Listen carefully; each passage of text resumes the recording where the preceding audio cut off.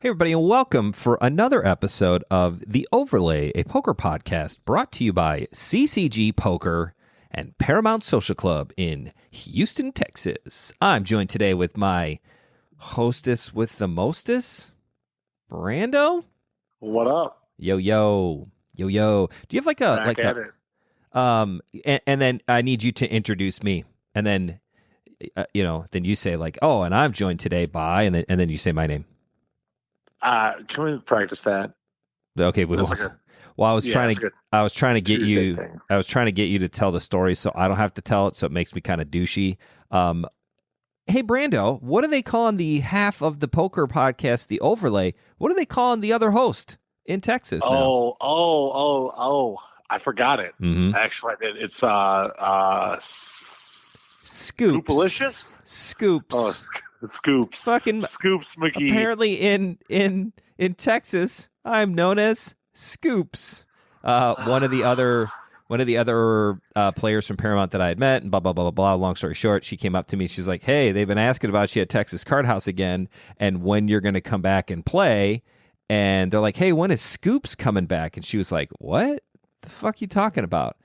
Like, like that guy Scoops. And she was blown. She's like, I kind of getting aggravated. She's like, I have no idea what you're talking about. Who are you talking about? She's like, Ken, one of the owners of Paramount. Like, he came and he won like 9 hands in a row and ran up $700 into like 12,000. Blah blah blah blah blah. The guy just comes here and just scoops pots.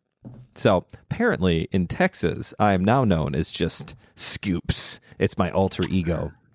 Hey, that's a pretty good name. It's not bad. I've been called far worse than Scoops. Douchey, fruitcake, things of that nature. Yeah. But it's pretty great. Remember when that guy was like, "Hey, are you some kind of homo?" Or what did he say to you? Yeah. It was just that was that like 400 pounds. Yeah, that guy was Joliet. huge. That guy was scary.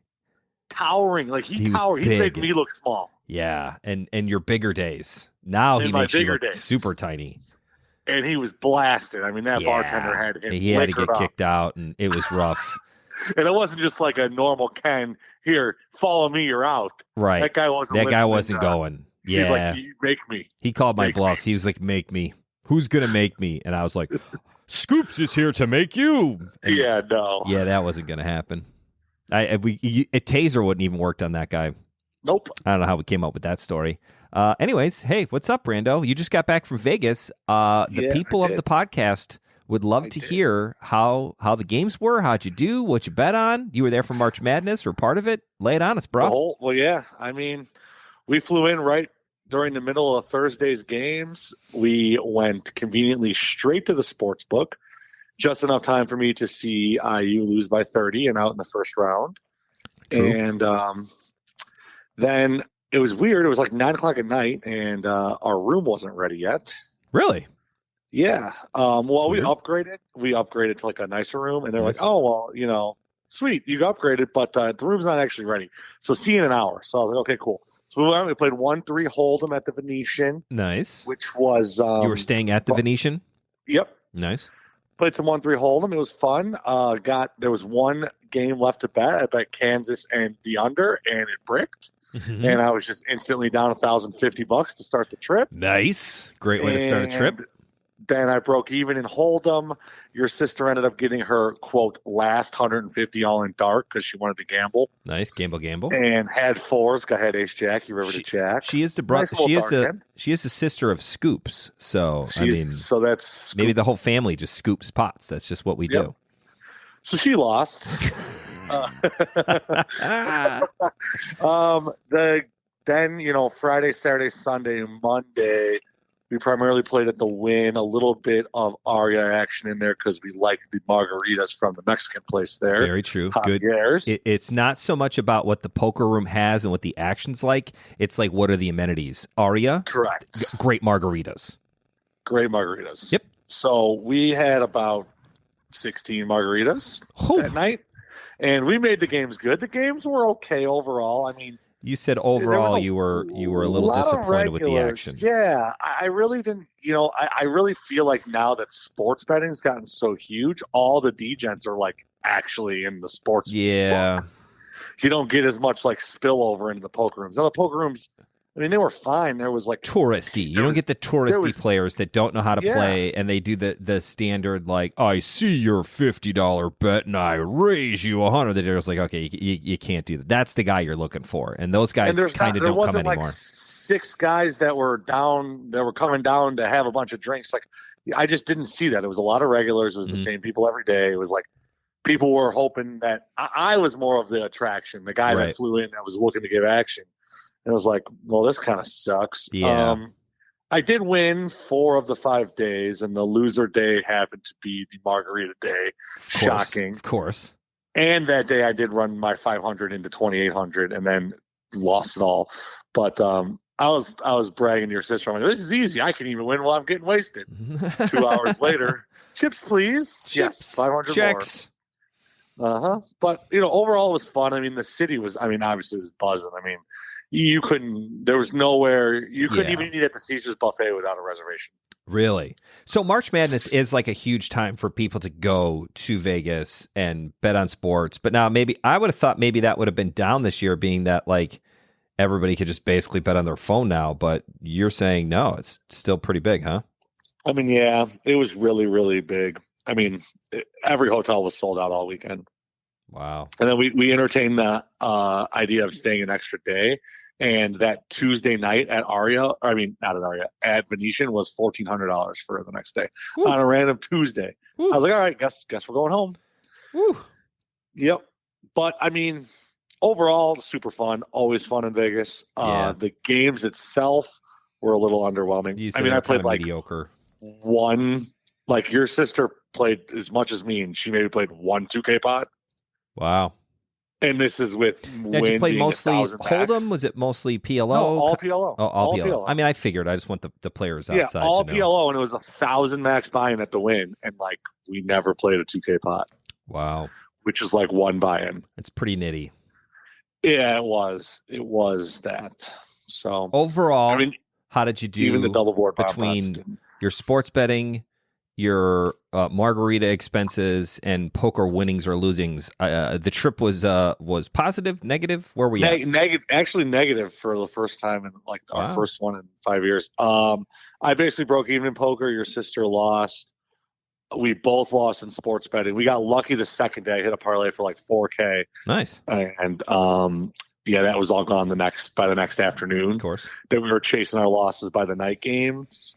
Lost those, and I was like, all right, last day of action. Sunday was the last day. I'm like, your sister put in an 18 parlay. She's like, I'm just going to bet every game. She went 7 out of 8, bricked by 1. Yeah, I heard that. So she was devastated there. That was like $100 to win 3K. Woo. So that would have been a nice little winner, and it went 7 of 8. And that's about it. We did Monday. We sat down at the blackjack table. It was like, all right, let's screw around with some blackjack. We both bought it for $500. We're playing like $25 or $50 a hand. Mm-hmm. She won like 1,000, and I won like 500. So nice. We did find a winner at the blackjack table. At the end, you always do. Vegas finds a way to keep you coming back. They try very hard to make that happen. I put in $100 bill at the Wheel of Fortune at the airport and hit back-to-back spins. Cash out for $450. Nice. It was actually a $350 winner. I came over all ecstatic. Allison was like, well, how much did you win? I was like, $350. But like, I never win at the airport slots. Like, this is great. Lindsay, one time at the airport in Vegas, on the way in, we were waiting, obviously, for the luggage. So that's the perfect time to jam some slots in. And I was like, hey, Wheel of Fortune is my favorite thing. Put it 100. She's pulling the thing, whatever happens. It's like $3 a pull or something. Yep. And obviously you have to pay the third dollar in order to qualify for the jackpot, which is like $7 million or something. Sure. Right? And however it comes out, which is like my biggest pet peeve, where like you bet $3 and like one win, like Cherries is $2 winner. Like I find that so annoying because all it does is just screw up my $3 multiples. Your denominations. Yeah. So obviously what happens is it gets down to where she pulls it. It's down to like $1 or $2, but it's less than the max pull. She just hits it before, and I'm reaching in to get another dollar out because like I'm not going to spin it unless it's at $3. And sure enough, I'm going to get the dollar, and she just jams the button like a min bet, and it comes up like it comes up like what I thought was Wheel of Fortune, Wheel of Fortune, Wheel of Fortune, which for a brief second, a blink of an eye, I thought it was the jackpot. Yeah, like what would have been what would have been $7 million if you had all the which we wouldn't have qualified for because we didn't. She ripped the and it would have been like 700, which would have been an actual 20 to life sentence because I would have murdered her in the middle of the airport, 100%. And I don't even know if they would convict me. Be like, sir, Your Honor, she screwed it up and spun it when I didn't get to put the dollar in. Like, oh yeah, case dismissed. Oh, you're good. You know, clearly, this is a moment of months. insanity. You're free of all charges, sir. Better luck next time. It ended up being where it was like, it wasn't the Wheel of Fortune sign. It was like the free spin, free spin, free spin. So it kind of looked like it for a second, but it wasn't. And it still would have paid like, I don't know, some kind of like higher payout, but we didn't qualify because it's on the second panel. I was super pissed about it. I was pissed about it. I'm clearly still pissed about it now. It was rough. Clearly. This was the way in, too. I was mad. Makes for a long trip. Yep. Yeah, exactly. They're like, would you like to upgrade your room? Well, it would have if my wife wouldn't have done blah, blah, blah, blah, blah. Yeah. Honey, can I get this new person? No. Remember that time when you could have spun and won us extra money, but yeah, blah, blah, blah, blah, blah. Yeah. It was awful. I was so mad. Anyways, I had a nice trip to Texas recently, and then we'll round out our new intro of just riff-raffing with Brandon and Ken. Everywhere. Yeah, just telling you about our poker playings and winnings. I think people tune in to hear this more than they do about. They don't want to know what our expertise is in. Right. Went down to Texas, had to do it. They had a big mega stack. They had like 103 players. The mega stack in Paramount this past Sunday, 5 days ago, dude, like 21,000 prize pool, 103 players. It was gross. $200 buy-in. It was nuts. It was awesome. It was a good tournament, tons of fun. They ended up chopping like maybe 5 or 6 ways. So it's like any kind of tournament, even though any one-day tournament, like nice little segue. Yeah, when you that's why I brought it up. When you start at 2:00 in the afternoon and you ripping at 1:00 in the morning, like at that point, the chop opportunities, the chop discussion. You've been playing for 12 hours. People are ready to go home. This is Sunday night. Like if you got to work on Monday at 9:00 in the morning, like things are going good. So today's episode number 63. I had it up, but now I deleted it on my phone. I want to say 64. It is episode number 64. Ooh, also a March Madness number. Episode 64, Chopportunities. The discussion of when to chop, when not to chop, how to chop, what to do in a chop, pros and cons, just all things chop. Chopping block. Chop, chop, chop. Oh, I thought you said ever chop. watched that I thought you said Food chop, Network chop. show Chopped? Yeah, it's pretty good. They give you like a basket of crap, and then they have to make like a meal out of it, and then it goes 3. Yeah, they do like a brunch, then like a dinner. Then we like should a dessert. do a chopped version of a poker tournament. Everybody gets a seat. You don't get any chips, and then there's like I don't know 6 bags of chips. I'm thinking here. There's like 6 bags of chips, like in a manila envelope, and like you get to pick it, and then like you have to play the tournament out with that chip stack. Like it could be a short stack, could be 20K, could be a huge big chip stack. I don't know. Like maybe there's there's something there. You have to win your sit and go, and then you go to a final table, and it's like a shootout. That's probably not fair because you'd be rather pissed if you paid for a tournament and then ended up with like 5% starting stack. That is true. You know, here's what we should actually do really quickly. You spun some on me. What if you did like you can purchase a certain amount of chips for a certain amount of dollar amount? Like every 1,000 in chips you buy is $1, and you can buy as many chips as you want. Start the tournament. It's not bad. There's a guy Somebody wants to start with 100,000, you pay 100. You want to start with 1,000, you pay $1.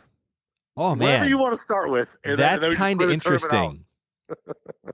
That's kind of interesting. Like the suggested payment is $20 for 20,000. For 20,000. Right.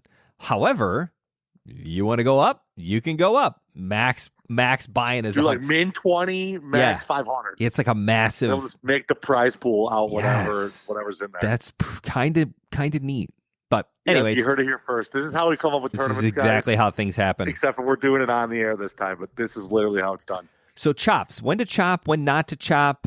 all those kind of things. And it's funny because when I talk about chopped, I did it once on like the social media, like the Monday question of the day, and people were assuming at some point I meant like chopping the small blind, big blind when it gets folded around in a cash game and you're just onto the blinds and they just go, I just want to chop it up. That's a thing. Some people are totally for that. Some people are against it. Obviously, you're playing heads up, so I guess people don't want to do that, which may be what chops are for. But we're discussing chops in a tournament setting only. We're not discussing chops in a cash game. Yeah, because I think in cash games, if you're at a full-handed table and like whatever, if the small blind asks you and you're the big blind, he goes, "You want to chop?" You just go, "Yeah, that's fine." Don't be the guy that says no, because like right. If you want to have a rule and don't chop like 5-handed or under, that's cool. Completely different. Those things happen. Completely different. But if just a full 8-9-handed game, chop it up. Let's go. Chop up. Let's go to the next hand. Like I don't even look, and then everybody wants to look, and it's like you're defeating the purpose of doing this. Who gives a shit? Like you already chopped. Like it's gone. Just skip it. But like if you get down to like 5-handed, and then at that point you're like, I don't chop. That's fine. Just kind of announce the table. I don't chop when we're 5-handed, and then that way the guy knows he's either got to call or go forward. So cash games, it's very simple. Tournament wise, tournaments get a little funky. On what's going on and how to do it. So, Brando, what are we going to talk about today besides chops? Well, you want me to just go right into my little chop speech here? Bang it out. I mean, I'll just go on the fly. I think number one rule is like you look at your opponents, right? I mean, opponents and chip stack is kind of the first thing that you kind of gauge. If I see somebody who's been playing bad the whole tournament or somebody, let's just say it's a deep stack, and there's no time limit, and top 6 get paid, and we're down to 4, right? Right. So, like, you're in Texas. They're open to 24 hours kind of deal. Like, you're in Vegas. They're open 24 hours. Take away the fact that there's a chip chop looming later. Let's no time think constraints. of it as authentic. Yeah, no time constraints. And you think about 4 people left, everybody gets about second place money in an even chop, right? Yeah, theoretically. So that's pretty much the situation that arises most is, do I want to chop 4 ways and take second place money? I mean, you really have to win the tournament to get better than that. Correct. So you start saying, well, when wouldn't I want this deal? Because second place seems great. We get to stop now. Everybody gets to go home. There's 4 people left. Like your average outcome is probably like 2 point something or 1 point, right around second place money anyways. Right. Like if you ran this simulation a gazillion times. So when would you not want to take second place money? 1, when somebody that's considered bad, fishy, whaley, unexperienced, inexperienced, however you use that word, when they have a lot of chips, or when they're left, when you're on their left. These are kind of things where it's like, oh, you know what? I'm in a really good spot right now. This is maybe one of the times I think I should get first in the spot. I'm not going to take the deal. Second would be chip stack. I mean, clearly when you have 15% of the chips, when the average stack is 25%, speaking with 4 people left, this is all right. If you're all down a chop, I'm down a chop. I mean, clearly I'm at if you have the smallest chip stack disadvantage. Right. Obviously, if it's 22, 22, 22, 30 or something where we're all really close. And then I think third thing, and this could end up being the most important eventually, but blinds. When the average stack has 30 big blinds, much different than the average stack having 4 bigs. Right. Because now when the average stack's so small, chip sizes really don't matter at all, because one double up anywhere turns the short stack into the chip leader. And at this point, we're almost just flipping for the money. Correct. So why do I sign up to flip when I could just guarantee myself second place? So you're saying the 3 things you need to consider when, are they in a particular order? Well, let's do the 3 things and then you rank them in order. I think in order, it's like players, the player pool around you. Right. Yep. The player pool itself.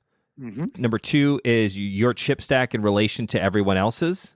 Yep. And then 3 is where the blinds are at.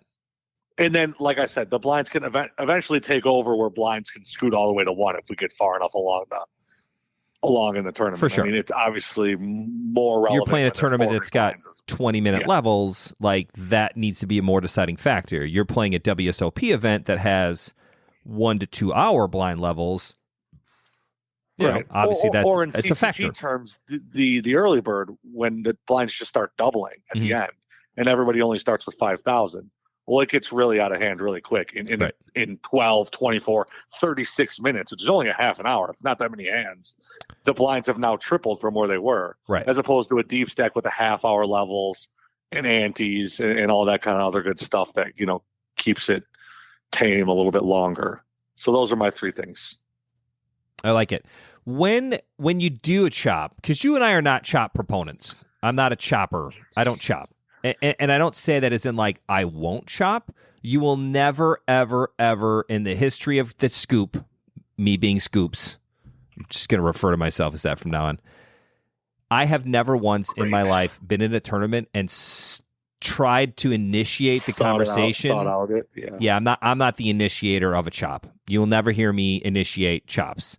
And it's not for any other reason than it's more of like, whatever, you want to play, I'll play. If you want to chop, I'll chop. I don't want to call it indifference or like, ambiguously.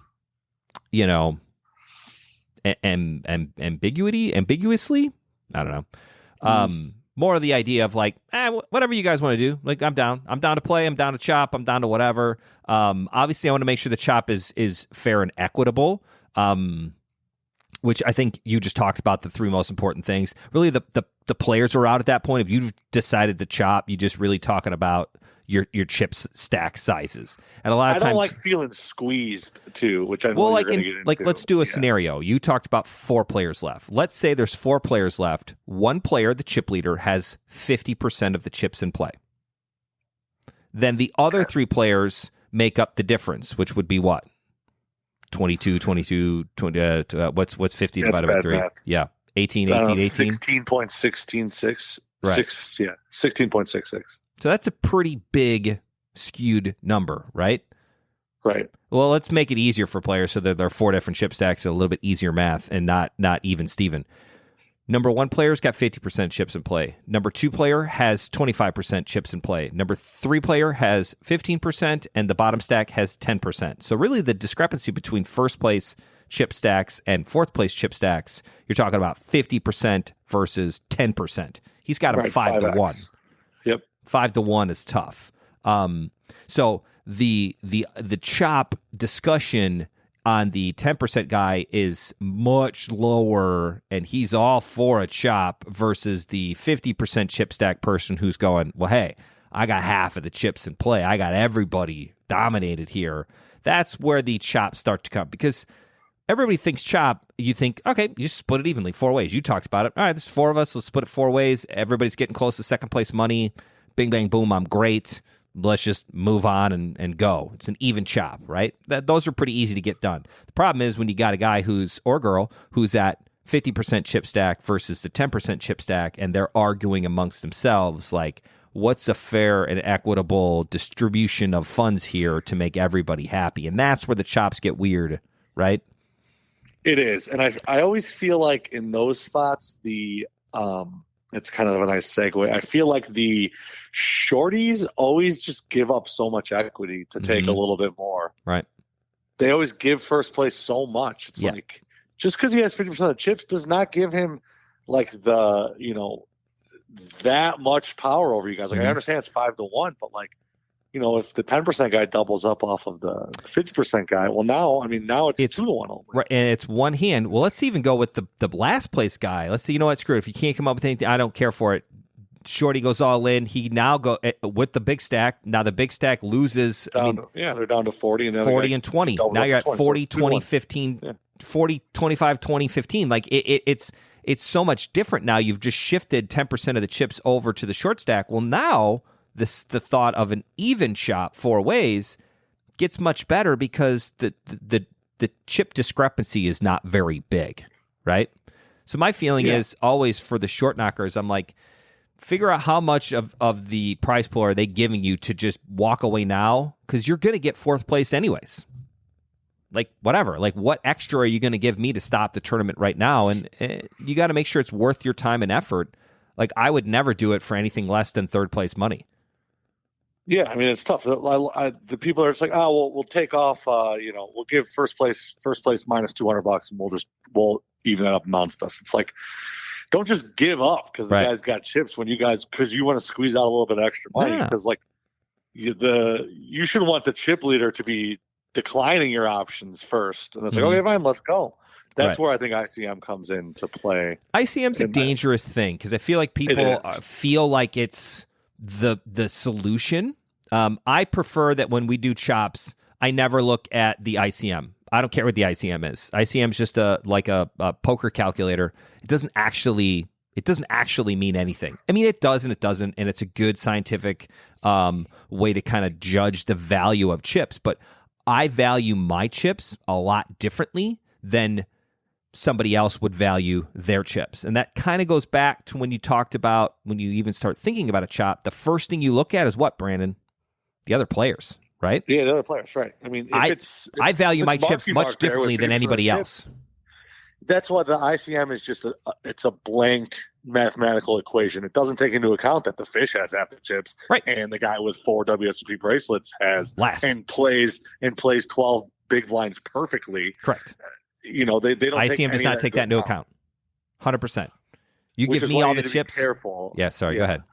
No, you're good. It's why you need to be careful when there's it spits out a number like, oh, well, that seems fair. Well, that seems fair if everything else is even in a vacuum. In a mathematical vacuum, right? That's fair. But you got in this situation, right?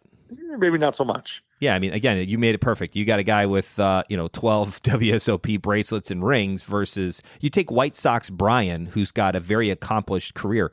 Jill, a very accomplished poker player. She has won and done. She was the last woman standing in the WSOP main event. What, like 2 years ago? It was the one before COVID. Yeah, the one before COVID. So the one, which I think was the 49th, but it doesn't matter. Like her having chips versus, the drunk guy's wife who just came with them and happened to fumble. And I don't mean this in any way. Like those two women players, that's completely different.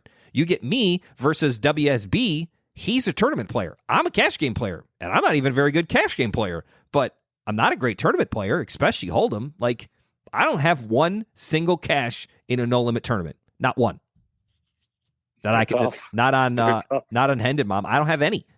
I have 3 on PLO tournaments out of 5 starts. I think as a PLO tournament player, 3 out of 5 is pretty sick. And one of the 5, Bert was negotiating shop. It was the first WSOP. We've talked about this before in the podcast. It was a $2,500 PLO event.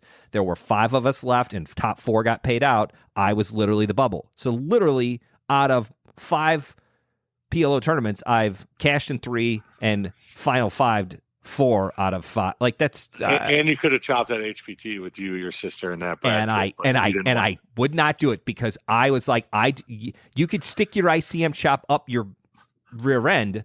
I don't care what it is. Like for me, my value is I'm willing to flip that equity that bare amount of equity that you're giving me. I'm willing to flip for it on the next hand. And if I lose, I will graciously take 3rd or 4th place money, whatever it is. And in our example, we're talking about 4 players. I'll graciously take 4th place and walk away. And I'll leave that money on the table. And that's fine. And he actually gave us a pretty good deal. He really just wanted the ring and the accolades of winning a HPT. I just wasn't going to let him have it. I'm like, no, give it to her. Give it to Allison. That was gross. I also think one other thing that we're failing to mention in terms of chop, and it's just because it's so rare, is the percentage of your bankroll. When the money starts to matter, it's completely different. No, that's true. Like when me and KJ are saying that we never want to chop, we're talking about first place is $5,000, $6,000, $12,000. Changing money, right. Like when 4th place is 90,000 and first place is 300,000, right. And we can all chop for 190,000 right now. Yeah, I'm much more likely to chop. In. Yeah, we in deal check marks. Yeah, 100%. So you're right. It's a fair. I'm thinking like single day, $100 to $500 buy-in tournaments where, I think first place when I chopped that tournament at the WSOP. I mean, the chop was 3 ways, and I ended up getting like 14,000. One guy had more chips. Manoli had more chips than me and the other guy. And the other guy had didn't you say he had won 1 or 2 rings? Yeah. I mean, he's a hell of a player. And me and Manoli just kind of hanging out, and whatever the chop came out to be is him and I each took 14, which was $1,000 more than second place money. And Manoli got a little boost, and that was it. And we came back from the quote unquote dinner break. And we 5 hands later, the tournament was over. And it was great because the way that they do it in the WSOP is you can't technically chop, you have to play it out. But like we had cut a deal amongst ourselves to make it work, and then we just honored that deal together, which is dangerous. You got to know your players at that point. Like I wasn't worried about getting screwed, but you could have, because I mean, the guy really trusted you and Manoli because he got out there and had to wait for you to get out second, Manoli to win, everybody get paid out. And then so for me, I landed in the perfect spot. The payout for second place was like 13-3, and the chop was 14. So I only had to collect $700 from the guy who got first place, who I knew, and I wasn't worried about getting screwed either way. But if the other guy had won, first place was what, like 22 or something? I think it was around 20. So like he had to pay backwards. Because third place was like 7,000. So like, I think it was really the first place guy was going to have to pay $7,000 to the third place finisher to even everybody up. Yep. And that's where a chop in a casino, in a WSOP event, that's where it gets dangerous. You're trusting the three of us, if we're in this scenario, are trusting that whoever wins is going to give $7,000 cash to another player, which is kind of scary. That's why I like the HPT. They always facilitated the chops for you. I don't understand. I don't understand. I mean, I get it. They're going to play it out. The players do it anyways. I mean, I guarantee you that when you get down to like 3 or 4 at even the main event, maybe the main event is the outlier, but like every other, because everybody's getting so much money anyways. Yeah, maybe they don't care about as much. It's like what you talked about. Like the money gets so big that it's like bankroll wise, you're like, it's so big. Like the chop is 190. Like I could buy a condo for 109, like, right? Like, you're talking about a lot of money. It's like, it's 2 million or 4 million or 6 million. Like, everyone's pumped with 2 million. Already so much money, that you kind of you 400 extra bankroll. So I don't really need a penny push for another. You get past the point of like the reversal, right? Like you're over the top, right? Doesn't matter. It's at this point the middle ground though. The 500,000 versus 100,000, where like it's obviously life changing, but like 250,000 is a hell of a lot more than 100,000 when you're talking in that terms. Right. 2 million to 4 million. I know 4 million sounds great, but to trust awesome. That guy, and it's also the reverse, right? It's the trust factor. Second place is 4 million, third place is 2 million, and I got to trust this guy to give me back $1 million? How the hell am I going to collect $1 million? And that's where it gets weird. So I think, and that's why the casinos don't do it, right? Because it's like they don't want to try to like figure out how you guys are transferring. You can't just transfer $1 million to some guy. Yeah, we're gonna bank and the IRS, and the IRS isn't going to go, hang on a second here. This seems like a bad idea. Yeah, it's not. It's not a good idea. The casino wants no part of it. All right, back to ICM. ICM, I think, is a really good way to do if the chip stacks are very like wide apart, or if you're trying to negotiate like a 9-way chop. I feel when you get down to like 4 players or less, ICM really doesn't, you don't need to do an ICM chop. Just come up with a chop amongst yourselves and just do it that way, right? Versus when they get to like 9 players and they start talking chop, that's where ICM is like a little bit, I feel like, because everybody's chip stacks are all over the joint, it makes it a little bit different. Agreed. I would like to move on to my number one biggest pet peeve chop situation that I've seen happen. Go ahead. I don't even know where we're going with this. 3 or 4 players left, and the second, third, and fourth just give first place money, and then they chop up second, third, and fourth. Now, that'll happen a lot of the times when you get like massive, overwhelming chip leaders. He can never have that many chips. Yeah, massive chip leaders. But you also get it when the 3 short stacks want to chop, and the chip leader's like, I'm willing to play this out because I got so many chips in play. I don't care. Like I'll play it out. That's when they start like giving him the first place money. In the chop is from that top spot. Run that by me again. Did my phone just die? No, I blanked. Like the whole thing of like 4th place and 3rd place and 2nd place shorties wanting to chop is to like get some of that money off the top, right? And so they can have a piece. Otherwise, just play it out. But if they're just if you want 2nd and 3rd to chop and just give 1st place the money, like you're kind of defeating the purpose of a chop. All you're doing is chopping the small difference between 3rd and 2nd, and not that huge jump between 1st and 3rd. Right. You get none of that money up there. Right. Just Don't go do all in that. every hand. Never. Yeah. Again, it's more about the money, right? If you're talking about, if it's life-changing money and you get one guy who doesn't want to do it, I understand. Then it's like, well, it's such a big difference. But, yeah,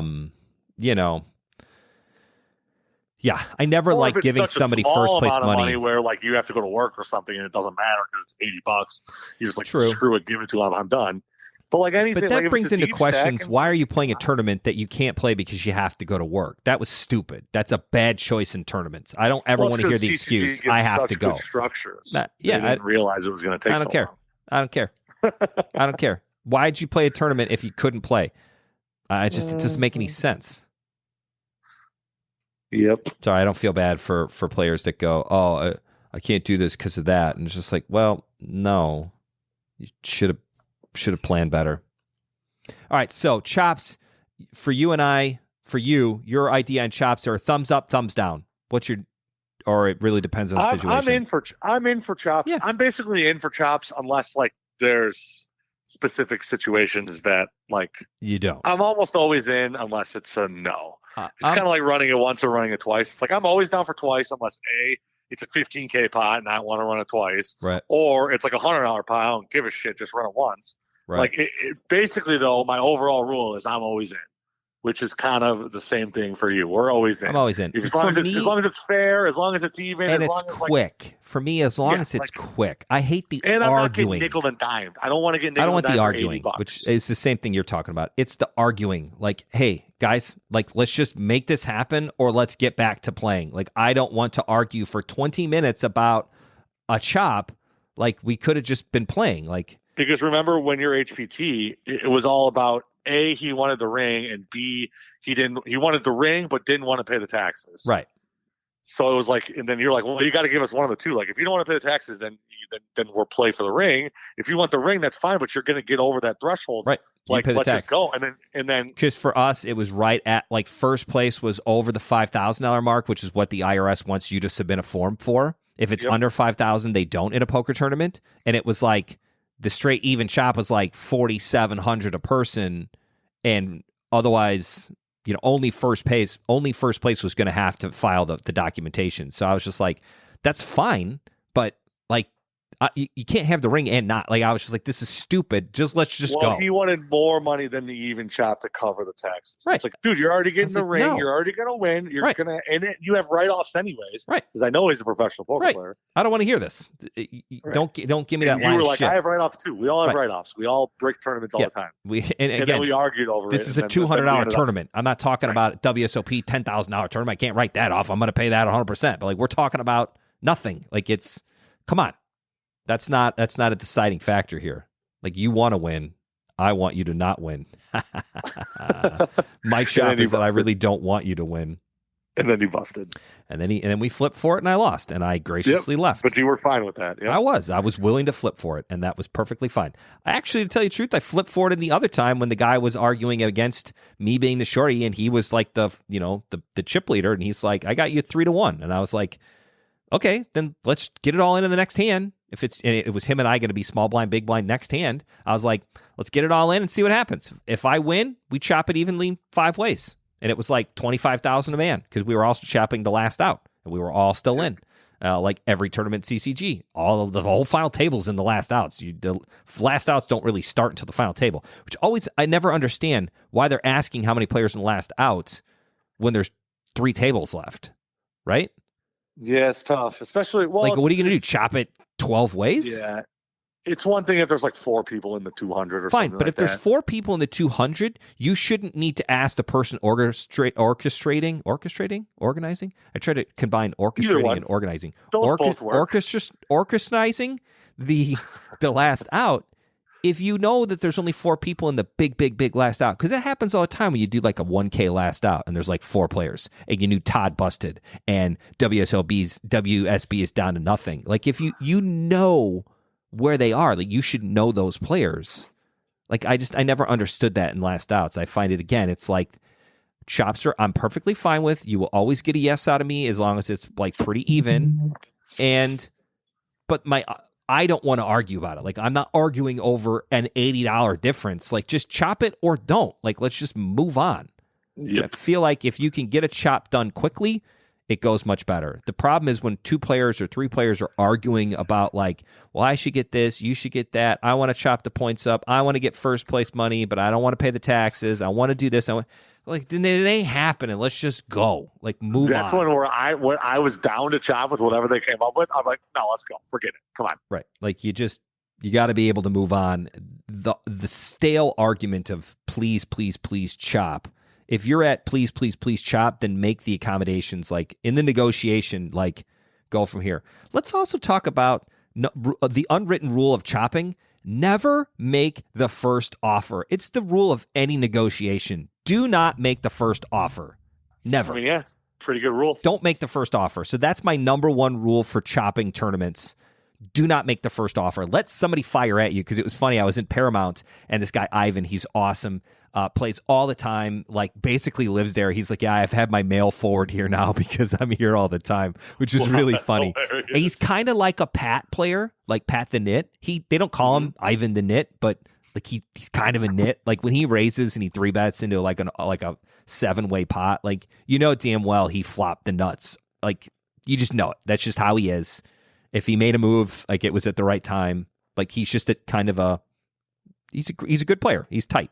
But anyways, he was talking about it, and at the Mega Stack, maybe last month, the February Mega Stack at Paramount, he played, got down to final table. There's 9 players left, and he's literally got 1 big blind left. Like he had, whatever happened, like he had just lost the previous hand. He had 1 big blind left. Whatever the blinds were, he had 1 left. 1 big blind. 1 big blind. And he's like, literally, he's like, all I was doing was like shrinking into myself, into my seat so that nobody would see me. And I would just be like, whatever they say, I'm going to say yes because I have 1 big blind. I can't even pay the ante because it's big blind ante first tournament. He's like, I am literally down to an ante. So whatever they come up with, I'm in. And at first they were like, the chip leader was negotiating. He was like, all right, it's a 1700 straight chop, 9 ways. What we're going to do is we're going to take the 165 because it was like 1765 a person. He was like, all right, the 165 you're all going to give to me. Think about this. They went for it. 165 a person is going to come off of the top. Everybody's going to get $1,600, and I keep the difference and get first place. Bam, everything's done. Let's move on. Go play some cash games. And I was like, yeah, it sounds great. Let's play some cash games. I want to get some of that tournament money because I didn't play in the tournament. The only way I can win it is if the tournament players bring it to the cash game area. Yep. And Ivan is just like in the corner. And I'm looking at him and I'm thinking, 1, I don't think this is a good chop because he's only got the next player to him. He only's got like 2-1. Like you're giving up so much equity. And they're not realizing it's 8 times $160.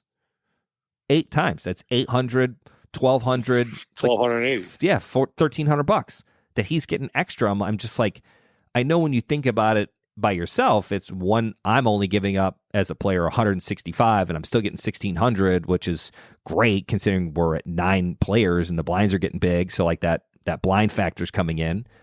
But then finally somebody realized, they're like, hey, wait, Ivan's only got 1 big blind left. And he was no, I almost got it through. So they ended up doing another one. He ended up getting $1,000, and they took the 600 that he was supposed to get and split that 7 ways between the other players. So it was a very intricate chop that, I had to. If you want to make it, that's tough. It was hard, but Ivan was still like, I still took the $1,000 because he's like, I got in on a free roll tournament. It was a free seat, so he literally was in for 0 equity. He's like, we've been playing since 2:00. It's now like 10:30, 11 o'clock at night. So he's like, I'm just ready to be done. He's like, if they were going to give me 1,600, I would have walked away from that tournament in a heartbeat, considering he had 1 ante left. But long story short, he got 1K, and then everybody else ended up getting another $80 bonus. So they each got $1,680, and then the first place guy ended up getting like $3K. And I was just like, that's so much equity for not enough chips. I was just like, this is a bad. I'm like, that guy should be negotiating for me the next time I need to sign a lease on anything because he knows what he's doing. Like that guy's negotiating skills were money. The only way you put up, you'd think that the guy who's second and third or fourth would be like, I would have. There is 0% chance. That's it. No way. If I was in second or third or fourth or fifth chips there, even 3-1. Man, you only got me 3-1. I'm not giving up that. It's too much. It's too much. I'm going to give you $160. 3-1 turns into even chips with a double up. One hand. Dead even. I mean, it's just, you got to pay attention to these factors and break it all down from everybody's perspective. Don't get tunnel vision. I feel like in chops, I don't want this podcast episode to be like why you shouldn't chop. I don't want it to be that, because I think chops are good. I think chops are fun. Like, don't get taken advantage of. Don't get taken advantage of, and make sure you don't get tunnel vision and don't get bullied. I don't like chops when I feel like players are being bullied by other players to force a chop. Like that guy at the Paramount situation, and I'm not dogging him. He was just smart. The only time you make the first the first offer in a negotiation is when you make the offer so good for yourself that the other guy's going to go, that's stupid, I don't want to do that. And then you kind of start going back and forth, right? Yep. Like the first offer is always so one-sided for the person who's giving it up. Like that guy did great, and they were just like, yeah, cool. And I was like, wow, can't believe that got through. But good job to you. Like he got like second place money with a whole final table left. It was nuts. Anyways, that's pretty wild. He got like third place money, but still. Anyways, chops. 3 big things to take away from this. 1, look at the player pool and how you feel like you shape up against them. And I think that goes in a million different ways. Just know your own game, be confident in it, and decide if you are the sucker at the table or not. I mean, if you can't figure it out, you're probably the sucker. Chop it up. Yep. 2, stack sizes, right? Stack size in relation to the other players, see where you're at. And then 3, think about the blinds, right? Like where is your stack size in relation to the blinds and how fast are they going up? I mean, do you have a little bit of time? Do you have no time? If you got 10 big blinds and the big stack's got 20 big blinds, I mean, that ain't really super deep poker. That's pretty much at some point you're going to be chopping. Dippy. I love flippy dippy. I think a whole flippy dippy tournament should just be played. I'm going to call it flippy dippy, but it's good. Anyways, as always, Brandy, got any other rules of chops that you want to throw in? No. If the money's worth it, I mean, if you're happy with the money, and even if it doesn't make sense in those 3 rules, but you need the money or want the money, then just take do the it. chop. Whatever. It's all about the money, anyways, right? I mean, we don't care about player pools or chip sizes. Points, it's about the dollars, Hendon mob stuff. Nah, right? Just get it. It's all about the dollars that go into your wallet. If it's a daily tournament, then take it. Chop it up and move on to the next tournament. All right. Well, thank you for listening as always. Make sure you follow us on Twitter at The Overlay Pod. Check out me and Brandon. Brandon and I are going to make another appearance in Texas, do another meetup game. So if you're interested in that, let me know. Your sister would love to go. Dude, she said the action sucks in Vegas. The action in Texas is sick. Anybody right now planning a poker vacation, you should be talking to me and Brandon about where to go in Texas. There are so many games to go. It is bananas. It's so good. Texas people, realize how good you have it, because it's awesome right now. As always, thank you for listening. Lead us out of here, Brando. Farewell, everyone. Farewell, everybody. all. Farewell, all. Bye.